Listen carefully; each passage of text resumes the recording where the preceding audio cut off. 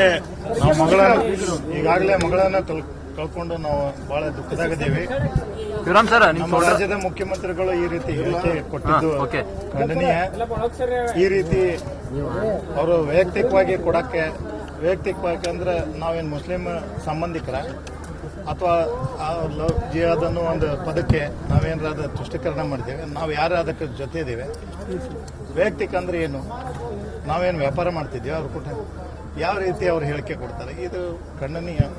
ಈ ರೀತಿ ಹೇಳಿಕೆ ಕೊಡಬಾರ್ದು.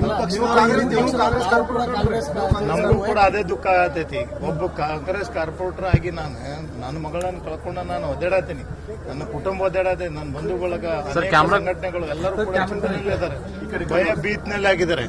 ಅಂತ ಒಂದು ವಾತಾವರಣದಾಗ ಈ ರೀತಿ ರಾಜ್ಯ ಸರ್ಕಾರದ ಹೇಳಿಕೆ ಬರೋದ್ರಿಂದ ಇಡೀ ನಮ್ಮ ಕರ್ನಾಟಕ ರಾಜ್ಯನೇ ನೋಡ್ತಾ ಇದೆ. ಈಗಾಗಲೇ ನಮ್ಮ ಸಮಾಜದ ಅಧ್ಯಕ್ಷರು ಕೂಡ ಶಮನು ಶಿವಶಂಕರಪ್ಪರು ಕೂಡ ಫೋನ್ ಮಾಡಿದ್ರು, ಯಾವುದು ಕೇಳಿದಾಗ ಭಯ ಪಡಕ್ ಹೋಗ್ಬೇಡ, ನಾನು ನಿನ್ನ ಜೊತೆಗದೇವಿ, ಪಾರ್ಟಿ ಬಗ್ಗೆ ತಲೆ ಕೆಡಿಸ್ಕೊಳಕ್ ಹೋಗ್ಬೇಡ, ನೀ ಏನಿದ್ರು ಏನ್ ಸತ್ಯ ಐತೆ ಅದನ್ನೇ ಹೇಳ, ಯಾರು ಹೇಳಿದ್ರು ಅವ್ರಿಗೆ ಕೌಂಟರ್ ಕೊಡು ಅಂತ ಹೇಳಿದ್ದಾರೆ.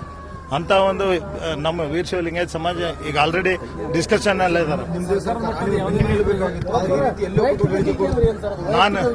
ನಾನು ವೈಯಕ್ತಿಕ ವಿಚಾರ ಅಂದಾಗ ಈಗ ನಾನು ಏನಂತ ಹೇಳಿ ನಿಮ್ಗೆ, ಏನಕ್ಕೆ ಏನು ಅವ್ರು ಕೂಡ ವ್ಯಾಪಾರ ಇತ್ತಾ, ಏನು ಕೊಡ್ತಗೊಳ್ದಿತ್ತ, ಅಥವಾ ಏನಾದ್ರು ಸಂಬಂಧ ಬೆಳೆಸಿದ್ವಿ?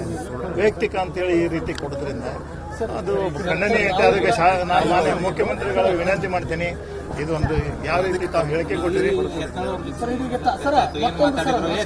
ಹೇಳಿಕೆ ಇದಾಗ್ತಾ ಇದೆ, ಲವ್ ಜಿಹಾದ್ಗೆ ನನ್ನ ಮಗಳು ಬಲಿಯಾಗಿದ್ದಾರೆ. ಖಂಡಿತ ಸುಳ್ಳು ಸರ್.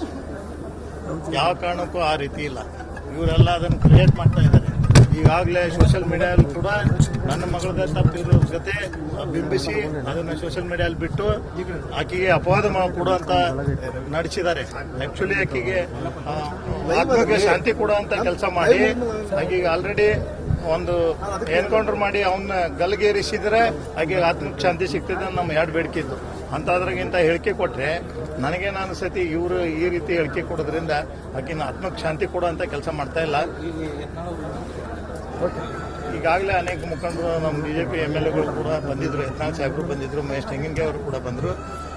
ಈ ರೀತಿ ನಮ್ಮ ಆಗಬಾರ್ದು, ಈ ರೀತಿ ಘಟನೆ ಆಗಬಾರ್ದು, ತಾವೆಲ್ಲ ಎಚ್ಚರ ವಹಿಸೋಗೋಸ್ಕರ ನಾವೆಲ್ಲ ನಿಮ್ಮ ಜೊತೆಗೆ ಅದೇವಿ.